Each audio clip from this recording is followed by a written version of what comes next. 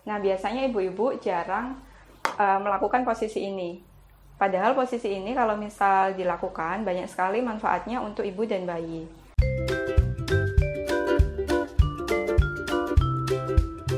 Assalamualaikum warahmatullahi wabarakatuh. Hai Sweet Mom, apa kabar? Kembali lagi bersama saya, Bidan Putri, untuk membahas informasi kesehatan seputar ibu dan anak. Kemarin kita sudah membahas pentingnya ASI eksklusif. Sekarang kita akan membahas mengenai posisi dan perlekatan menyusui yang benar.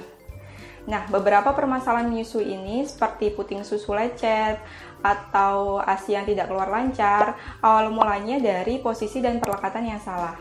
Untuk itu, hari ini kita akan membahas lebih lanjut mengenai posisi menyusui yang benar dan perlekatan yang pas ketika bayi menyusui.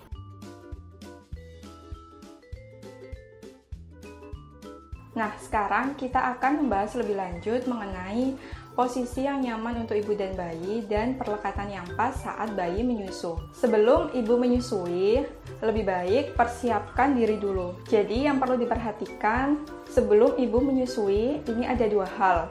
Yang pertama, sebelum ibu menyusui, lebih baik dalam kondisi mood yang bagus. Jadi kalau misal ada pikiran-pikiran negatif yang mengganjal, lebih baik ditenangkan dulu suasana hatinya supaya nanti ketika menyusu lebih rileks, lebih tenang, lebih bahagia sehingga pengeluaran ASI-nya lebih lancar.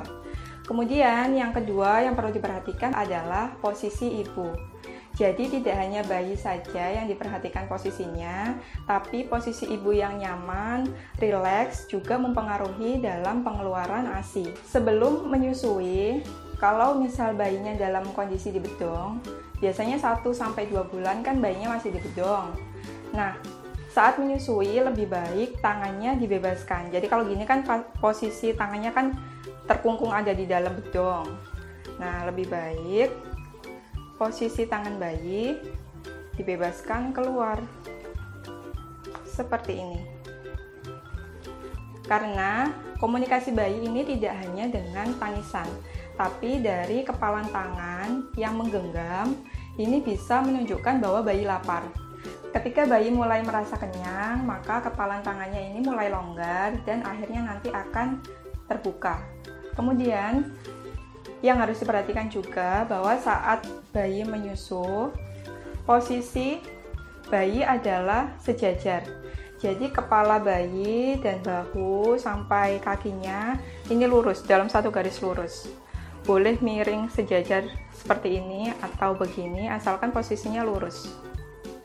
Nah, kenapa? Karena biasanya kan ibu-ibu kalau misal menyusu kan seperti ini, terus kepala bayinya noleh ke payudara, gini kan. Nah, ini membuat bayi tidak nyaman saat menelan. Seperti misal kita kalau misal minum atau menelan ludah dari posisi seperti ini, lurus seperti ini ya. Coba menelan ludah. Bandingkan kita menelan ludah atau minum dari posisi seperti ini, kepalanya miring. Lebih nyaman mana? Lebih nyaman kalau lurus begini kan? Sama seperti bayi, kalau misal posisi dia menyusu kepalanya noleh, akhirnya nelannya nggak nyaman dan dia nyusunya nggak puas. Biasanya belum setengah jam dia udah dilepas. Nah, kalau misal sudah sejajar posisinya, sudah enak begini dan nyaman, biasanya posisi menyusuinya lebih lama dan pengeluarannya pun lebih lancar. Oke, sekarang kita akan belajar 5 posisi menyusui. Jadi posisi yang pertama adalah posisi cradle. Jadi posisi cradle ini posisi menggendong bayi. Seperti ini. Jadi tangan satunya ada di belakang. Kemudian kalau menyusui di payudara sebelah kiri, maka lengan tangan kiri menjadi penopang untuk badan bayi dan kepala bayi. Posisinya miring. Setelah sudah pas, maka tangan kanan boleh sambil mendekap badan bayi. Boleh sambil melakukan elusan di punggung.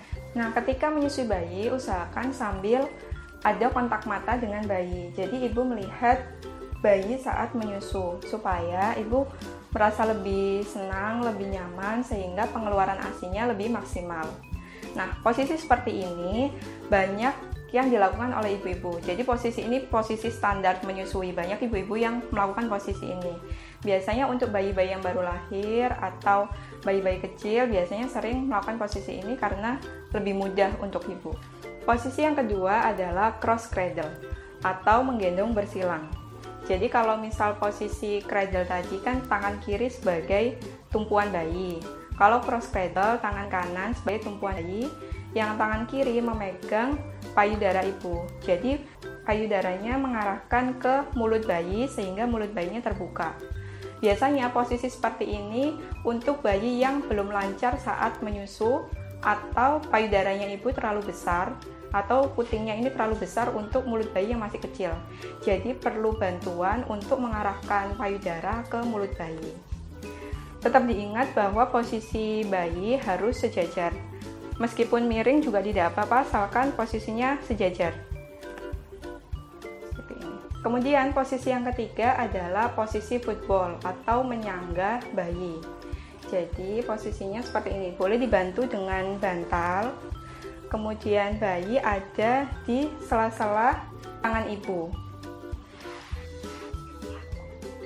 Nah, kemudian boleh diarahkan payudaranya ke mulut bayi. Jadi tangan kiri ibu mengarahkan mulut bayi ke payudara ibu. Jadi puting susunya boleh digerakkan dulu ke dagu bayi supaya mulutnya mau membuka. Ketika mulutnya mau membuka, maka puting susunya diarahkan ke mulut bayi. Nah, ketika menggerakkan mulut bayi ke payudara ibu, perlu diperhatikan hati-hati. Karena kalau misal bayi menolak, dia malah tidak akan mau menyusu. Untuk itu, dirangsang seperti tadi supaya mulut bayinya membuka dan perlekatannya juga lebih pas. Nah, posisi seperti ini bagus untuk bayi-bayi yang kecil atau ibu-ibu yang lahirnya sesar karena pergerakannya masih minim. Kemudian posisi ini juga bisa digunakan untuk bayi kembar. Jadi bisa menyusu kanan kiri secara bersamaan. Posisi yang keempat adalah lying aside atau posisi berbaring. Jadi ibu kalau menyusui dalam posisi duduk terus kan capek ya biasanya. Boleh dilakukan sambil tiduran berbaring miring. Jadi ketika berbaring miring di kasur, bayinya diposisikan miring juga. Sama seperti tadi prinsipnya sejajar. Bayinya miring sejajar, kemudian ibu sambil berbaring sambil disusuin. Posisi yang kelima adalah posisi reclining. Nah, biasanya ibu-ibu jarang melakukan posisi ini. Padahal posisi ini kalau misal dilakukan, banyak sekali manfaatnya untuk ibu dan bayi. Nah, posisi ini sebenarnya posisi alamiah bayi saat menyusu. Jadi intinya dia sama seperti IMD. Jadi ada kontak langsung dengan tubuh ibu, kemudian nanti bayi akan mencari sendiri puting susunya. Sehingga pada posisi ini biasanya perlekatannya lebih pas karena bayi mencari sendiri. Tidak perlu dimanipulasi oleh ibu dalam perlekatannya. Nah, untuk posisinya bisa dilakukan di kursi reclining atau kursi yang posisinya setengah duduk. Kalau misal tidak ada kursi yang setengah duduk, boleh dilakukan di kasur. Jadi bantal ditaruh di samping kanan kiri ibu. Kemudian untuk mengganjal punggung supaya lebih nyaman dan tidak capek, belakang bisa ditambahin bantal lagi. Kalau misal kurang nyaman boleh ditambahi bantal lagi, senyamannya ibu pokoknya. Kemudian karena ini mengutamakan skin to skin kontak, jadi kalau bisa bedongnya dilepas dan bayi tidak usah pakai baju. Boleh pakai pampers supaya lebih nyaman kalau misal bayi pipis ya. Jadi ketika bayi sudah dibuka bajunya, ibu boleh melepas bajunya juga, atau kalau misal tidak mau melepaskan semua baju, boleh pakai kemeja, jadi kancingnya dibuka sehingga masih ada skin to skin dengan bayi.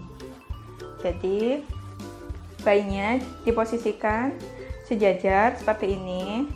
Supaya tidak kedinginan, ibu dan bayi boleh ditutupi dengan bedong atau selimut seperti ini.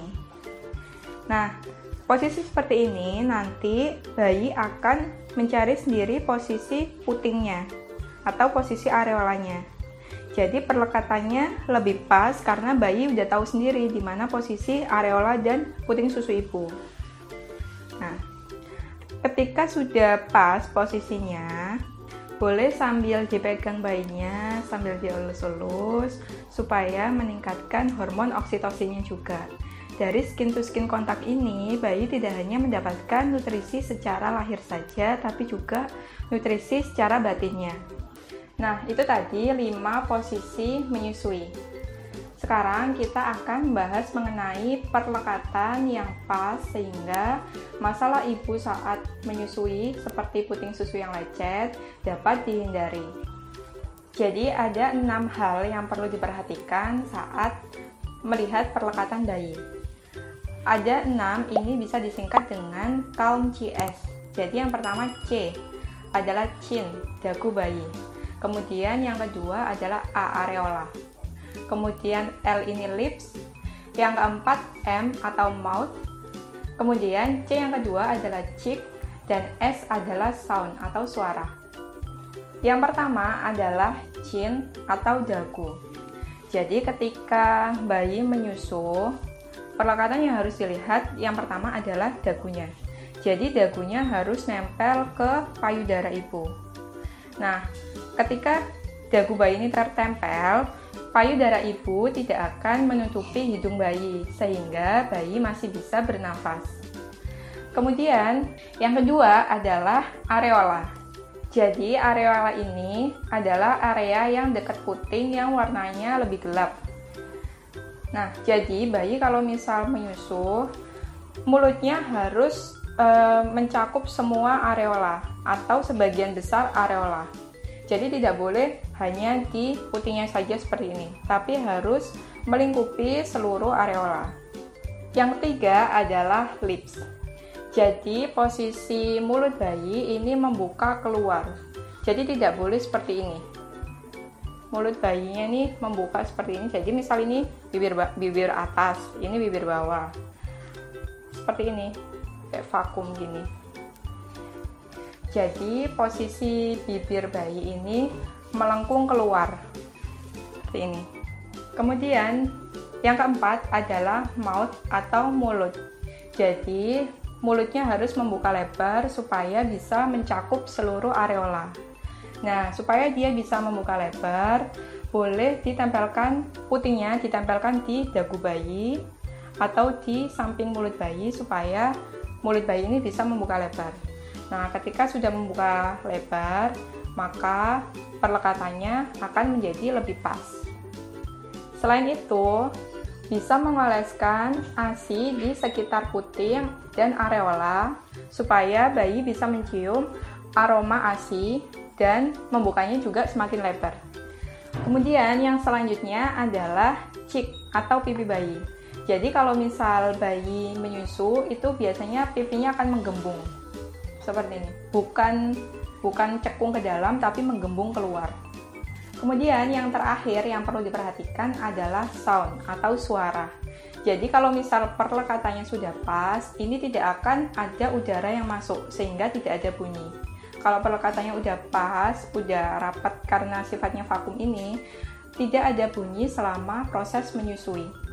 Yang perlu diperhatikan juga dalam menopang payudara dengan posisi U-hold.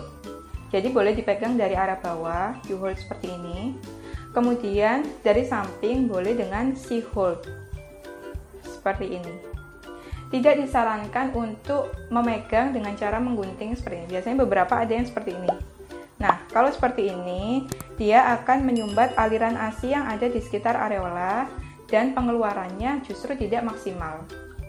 Nah, Sweet Mom, itu tadi beberapa posisi yang bisa dilakukan saat menyusui dan hal-hal yang perlu diperhatikan dalam perlekatan menyusui.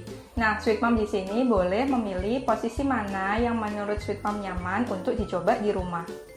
Nah, selama ini posisi menyusui yang paling nyaman yang sudah dilakukan Sweet Mom yang seperti apa sih? Boleh di-share di kolom komentar ya.